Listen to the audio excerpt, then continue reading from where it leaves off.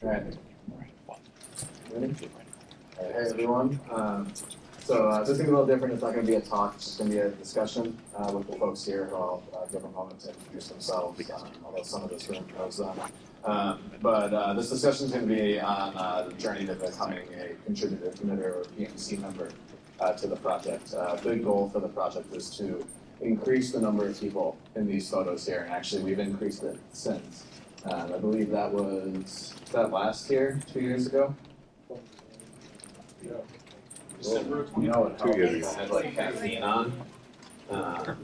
So that's 2 years ago, and we'd like to make that bigger. And so we're going to be talking about sort of different paths to contribution, mentorship, and the PMC. We'll start quickly with introductions. Again, I think a lot of folks know each other, so we'll move through this quickly. My name is Jordan West. I'm a committer and PMC member. I also work at Netflix. I don't work on Cassandra anymore day to day. I'm an engineering manager there for a different team, but I still stay involved with the community in my own time. Hey everyone, my name is Fernando Botella. I've been in the community for probably around 3 years, something like that. I've been working at Apple for the past almost 4. I'm involved in a bunch of different stuff.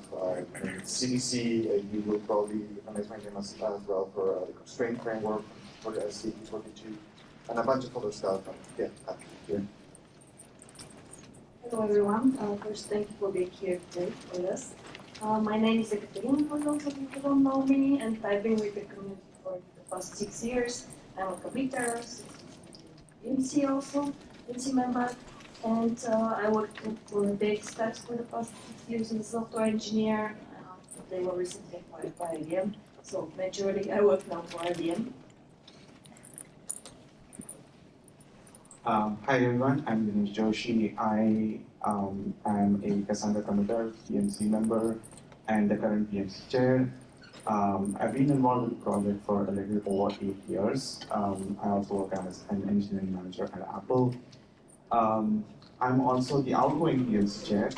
Ekaterina here has been nominated by the PMC and put forth as the next PMC chair with the board. Here's the board. Hi, my name is Chan. So I'm a software engineer at Netflix for 3 years. Today I'm going to represent a new contributor for the community, and we're excited. Thank you all. One of our goals here was to get sort of a breadth of different stages in the process. So from folks who want to contribute, maybe be a committer, all the way through our board chair and future board chair. And so we'll dive into a few sort of different sections of conversation. I think John and Bernardo, feel free to pop in, but I'll turn it over first to our board leaders to talk a little bit about like what ASF governance is and how that looks, because it plays a big role in the project, and then also what a contribution is, because that is actually a very wide term. I think people tend to think of contribution just as code. If folks remember, back when I was at Apple, we used to give talks at this thing, and on the bottom it would say not a contribution, because what we're doing right here is considered by default a contribution to the ASF if you look at sort of the definition in the governance documents. So I think one of the reasons we talked about having this panel was that we repeatedly got questions about, how do I contribute to this project? And how do I get started, those type of things. And so this is an attempt at making sure that everybody is aware of that contribution is anything. Showing up at the community events is a contribution, talking at a community event is a contribution, a document change is a contribution, helping out your users is also a contribution. So it's not just code contributions like Jordan said, it's more than code contributions. We need a bunch of different functions in the community, and part of it is writing documentation. I think Patrick called it out earlier in his talk as well. On we need operations. We need to have people who are writing the core storage engine, people who are integrating things, analytics. All of those make up the community, and all of the stuff that you do, whether it's technical or non-technical, it constitutes as a contribution. So that's a little bit about contributions. even the hardware contributions that we have built those recently and maintaining the website. Yeah, I'd even go as far as to point out that there are several PMC members in this room who have not contributed a line of code to Cassandra, but their contributions are equally important, and the project wouldn't be here without them. One that comes to mind, I won't put them all on the spot because I know they'll hate me for it, but I'll put Patrick on the spot. I contributed one line. Okay. It was like three. But Patrick's contributions go from organizing meetups, marketing, all sorts of other things that have kept this project alive. And so, while we're not also saying technical contributions aren't important, the contributions of the folks who don't just contribute technically, but contribute to the wider project as a whole are equally important. So we just really wanted to, drive that home for folks. You can contribute in all sorts of ways. You can build tools on the side, which is actually part of what I do now. So I work on tools like EasyCast Lab and what was recently adopted called Cassandra Easy Stress, which is the new stress tool officially for the project. So sometimes when you start doing things on the periphery and then dive in, it's a path to get there. And so we'll talk a little bit about that. So I'm curious for the group, and we'll go. How did you get involved with the project? What made you want to contribute, and what was your first contribution? So what's made me, get to know the Cassandra community was basically my job. I joined the Cassandra team at Apple. This is a fun fact about me. I even had to Google what Cassandra was like today. So it's been quite a journey. I think I forgot to mention that before, but I got a commuter position like 6 months ago. And so what got me really hooked into it is I was having fun. I was getting to work with a lot of different backgrounds, different people who were really smart. I was learning a lot from them, and being heard, having that open mind, and being willing to know. I think being part of the community is something that's really enhanced all of those feelings for me. Those big stuff that I was looking for. So long story short, my first contribution was low-hanging fruit bug, basically a typo somewhere, and that got me okay. So getting PR done is not as easy as it looks like, because we need engagement from actual committers. This could be better, so we started sparking ideas, and then being open about sharing those ideas led me to know a lot of different people from outside our organization and outside the company that have been helping me during this journey to become a leader. The reason I chose to be a contributor for Cassandra was even before I joined Netflix 3 years ago. I learned Cassandra because Cassandra now is still the most popular, one of the most popular distributed database in the whole world. And also as a software engineer, be an open source contributor could be kind of dream comes to true. So when I joined Netflix, that's part of the reason I chose to join the Cassandra team at Netflix, because I know I have the more opportunity to more involved into the community. With regarding to my first contribution to the Cassandra community, that was my first project working, actually my ramp-up project at Netflix. That time, Jordan was my mentor. He mentored me. We built a new node tool called Force Compact, which was actually inspired by a real-world problem, which is called bad partition. It's also it's kind of headed to distributed database engineers. So we built a new node tool called Force Compact, which can purge the tombstone keys without waiting for the GC grace to expand. So that thing, the tool can help Netflix to quickly purge the bad keys without waiting for GC grace to expand, or set the GC grace, lower down the GC grace at the table level. Yes, after we deployed the tool to production, And Jordan and I were discussing like opportunities to open source it because we feel like it's gonna be cool to apply to the community, also benefit from the too. So yeah, so that's my first journey for Cassandra. I think quickly to tie the first part of the conversation back to this, after we did that patch, Chung gave his first talk in the Apache community at ApacheCon in New Orleans, and we also joined Aaron's podcast to talk about some of the work. And that, again, is an example of sort of, not that Aaron also contributes technically, but non-technical contribution that's important to the community as well. Did you two want to add anything about your early contributions, or has it been so long that It's not been that long. I don't remember my first contribution. I think SSL certificate hot reloading was probably the first contribution I made. It was one of the pain points for operators when the TLS certificate on disk is reloaded by an external agent.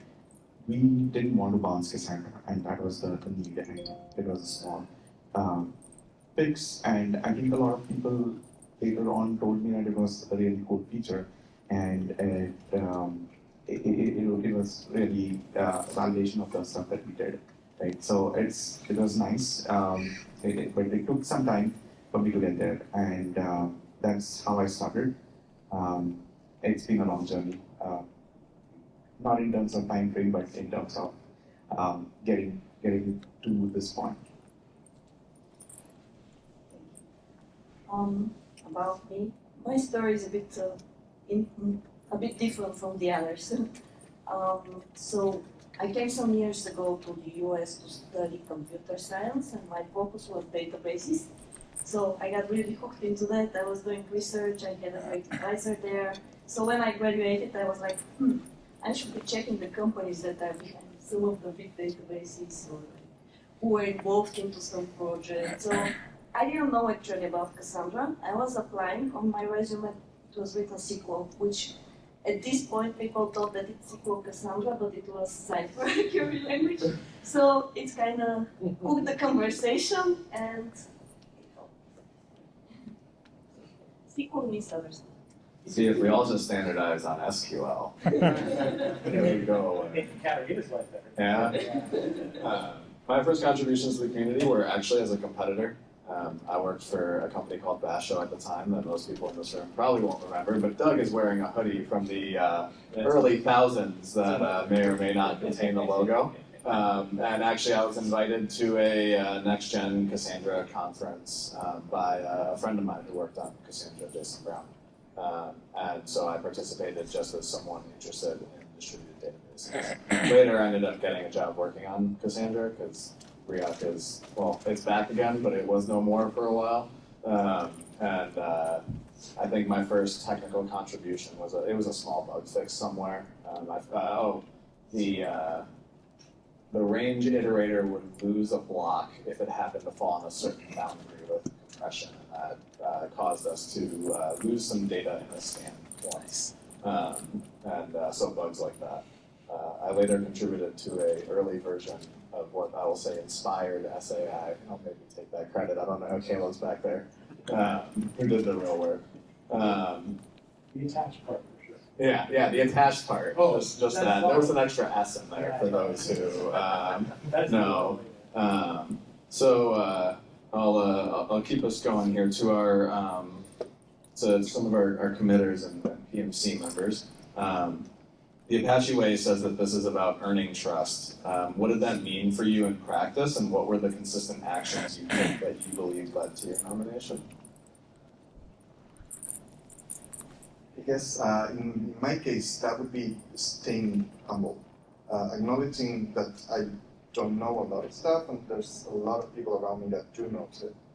And being humble about it, being open about it, like, hey, I need some knowledge from you. I need to sit down with you and learn your ways, so I can, make my contribution more useful to the community. I think that's mostly what, the philosophy after the Apache Software Foundation that I found most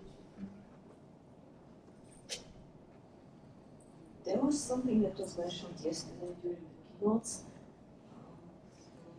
It kind of applies here. That when you have the community and the people and the trust and they start doing stuff, the code just comes. It's just, you start working with people, you meet them, they meet us. You start working with them even after the project that just it's not going and the contributions start coming.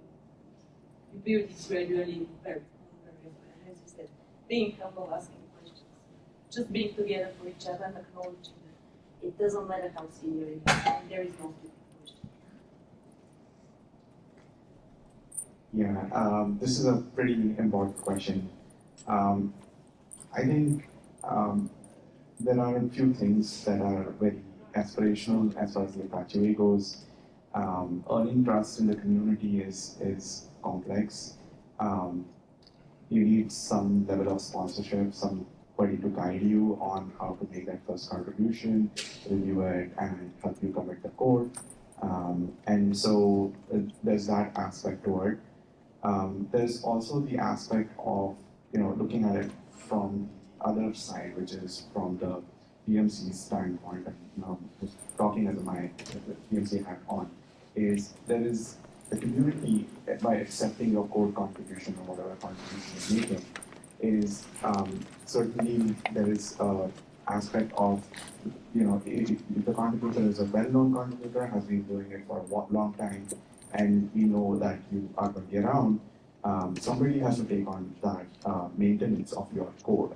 And while I don't really see it as a burden, but it is a maintenance task that somebody has to do. Somebody has to upgrade the code, rewrite it, or refactor it, test it, and do all sorts of things with it as the project evolves. And so one of the things that the PMC looks at is what is the duration of your contributions, whether you'll be consistent, are you willing to stand by the code that you've contributed, or what are the contributions you're making, and are you going to show up? I think that's the most important thing, is are you going to show up when you need something like there's a security bug that impacts certain subsystem of Cassandra. And so I still get questions about many of the things that have contributed, although I've moved on from coding, so to speak, for a little while. But I still get some questions and jump onto discussions which I can contribute positively to.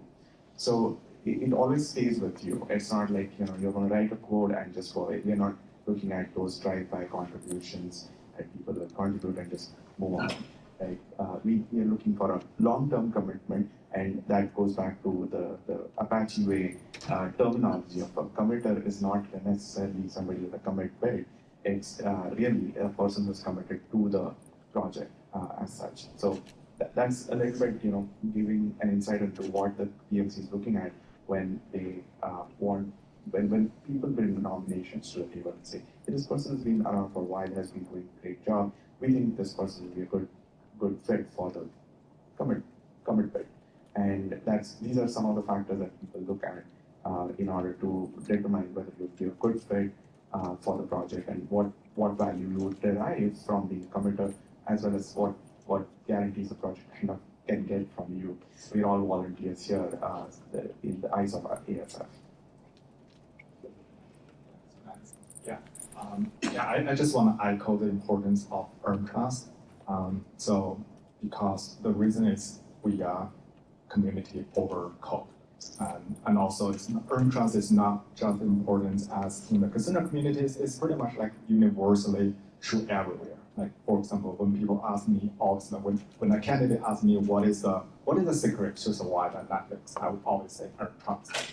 And how the question is how do we earn trust? I still remember my first PR, my first PR to the community, to the open source was like brutal. I would say it's like who remember, like how many of you remember like the review process of your first PR? Yeah, it's always been brutal. But I would see this is kind of like opportunity to earn trust, and little by little, and yeah, I was joking like when I like last year when I talked to my intern like Josh actually, so his first PR actually for the testing framework we presented this morning, like we laughed like hundreds of comments. I was joking to him like, you know what, this is kind of like a luxury. Like the first people pay much more attention on the first PR. So like I wish someone can review my code. That's the deal. So and also like to be humble is one thing, and also like how to earn trust. I kind of would say use my kids like school like mascot as like be respectable, be responsible, and be engaged. So that's kind of my version of earn trust to the community. I love that last part about engagement. One way that, for example, Chung and I have worked together, and I've worked with others at Netflix or will be that are interested in growing their role in the project is Chung had asked me, hey, how can I start contributing? I was like, actually, a big gap is reviewing, and it so happened that someone came on the mailing list like a couple days later and complained about reviewing, like not getting reviews, and I said like, well, I don't have time to do like a deep review, but what we can do is Chung can review the project, and then I'll set up a 30-minute call with him, and he will walk me through his review. And I will then +1 the PR, he will +1 the PR. The PR gets the committer +1 that it requires from me.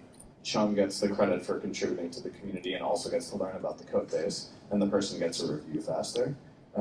Scaling that is hard, but I think like a couple folks talked about like finding a mentor or someone that you can partner with in the project is a great way to just build that first network of trust and then go from there.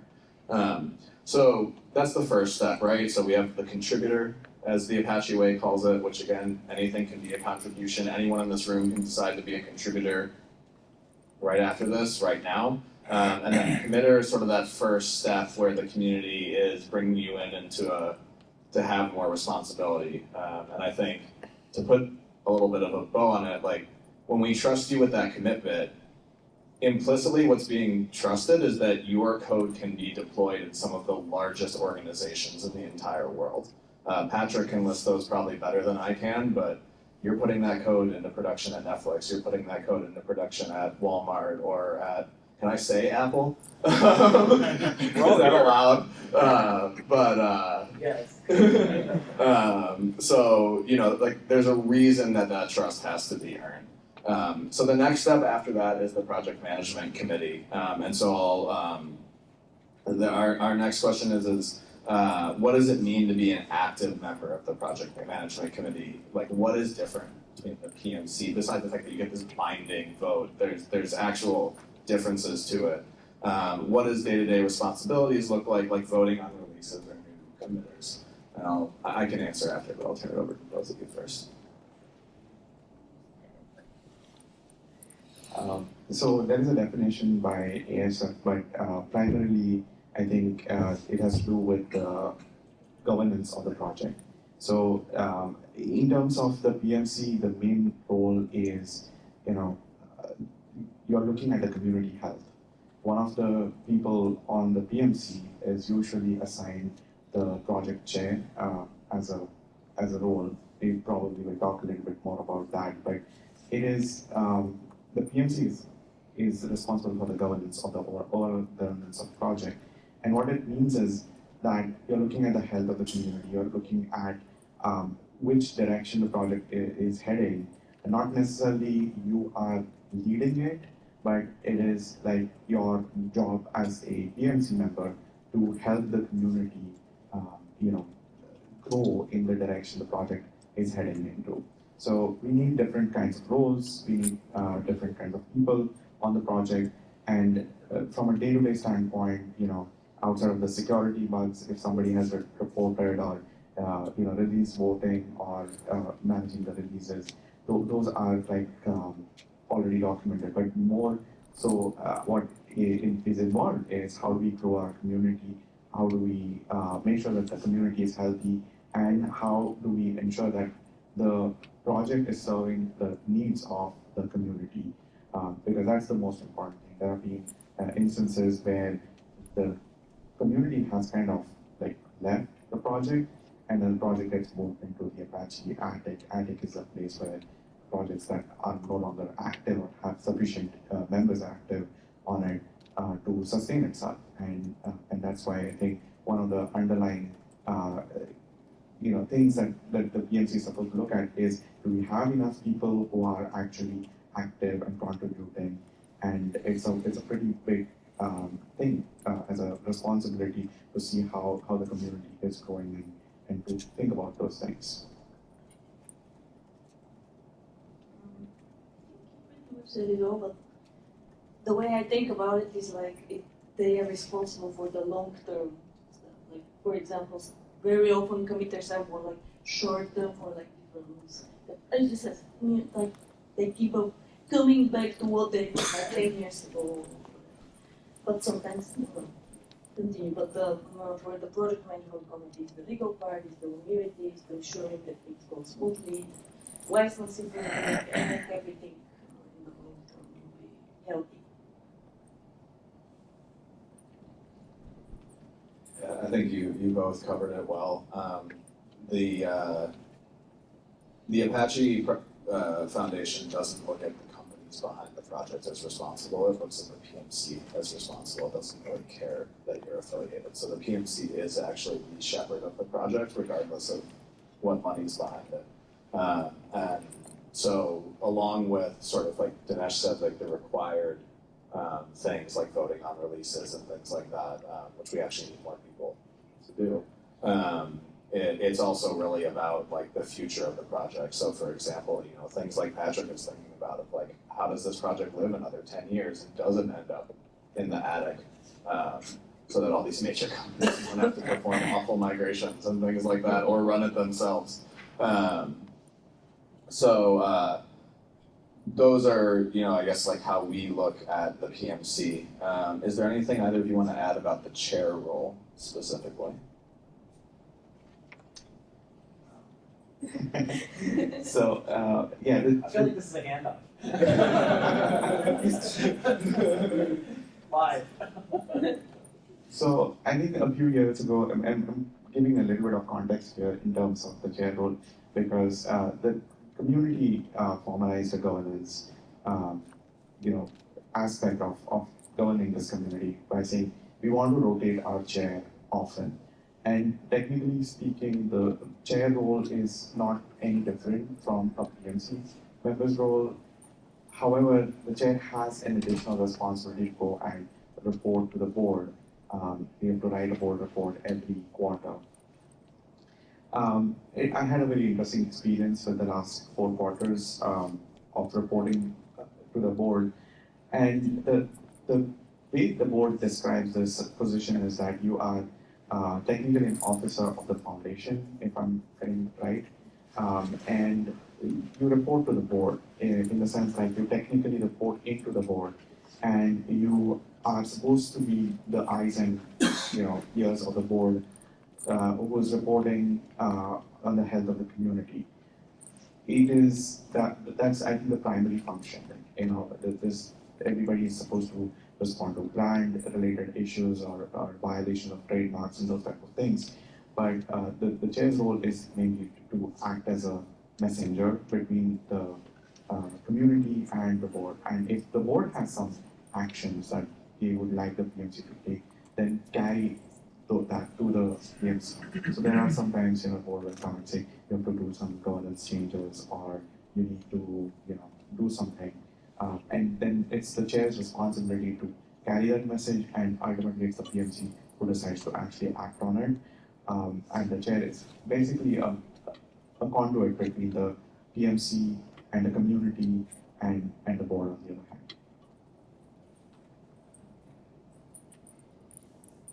All right. We have about 8 minutes left. I think I'll close this with one question, and then we'll turn it to the audience for questions. And I guess I'll start with my own question, but the question is, what's the one piece of advice you'd give to someone who wants to start their contribution journey? And so I think if you're interested, I would just say start to consume the community. That may mean different things, but join the Slack, see what people are talking about. hop on the user list or the dev list and just start to like read what is going on. My guess is if you run the database, there's something about it that has bothered you, bring that up. You may also find that there's something that's bothering someone else that's bothering you, and you can make that connection. You may also then be able to make a patch. I'm also always available. If you are interested, join the ASF Slack and ping me, and I'm happy to start to point you in the right direction. Yeah, I think on the same terms, what I would say there, like, don't be shy. Just, come and hang out and, bring whatever you have in your mind, and we will work it out. But don't be shy. Well, I'm just adding to what you said. In ESF, we have also Cassandra mentors, so you can reach out there. The idea is that when you think just separate people, we are all located all over the place in the world, so it might be slow responses sometimes depending on people's availability, but those are people who it's a group of people with any one of them will respond when they are available, so it might be faster. And if we talk about code contributions as well, maybe start with just something small so that you can get yourself literally dirty with the environment, CI, everything, just to see how it works, and it will be easier also to find the reviewer. And from there, of course, sky's the limit. Build trust early with small contributions before the big one comes.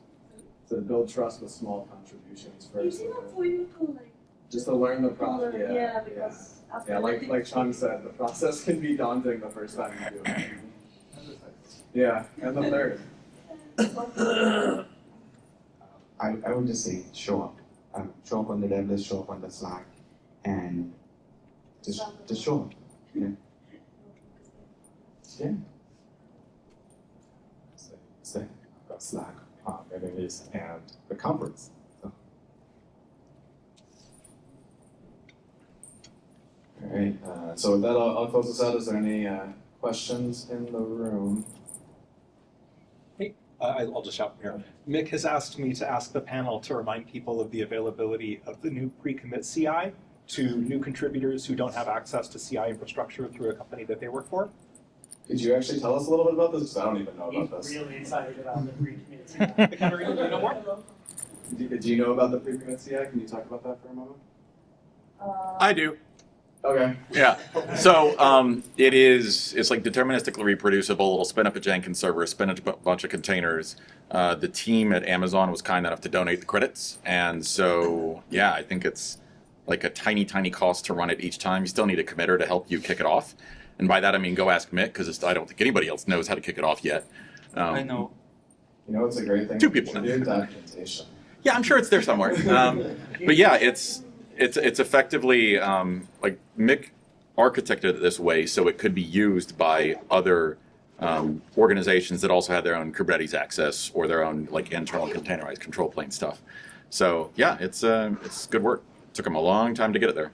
It's a great example too of a technical contribution that's non-core, but makes making core contributions significantly easier, which is again important.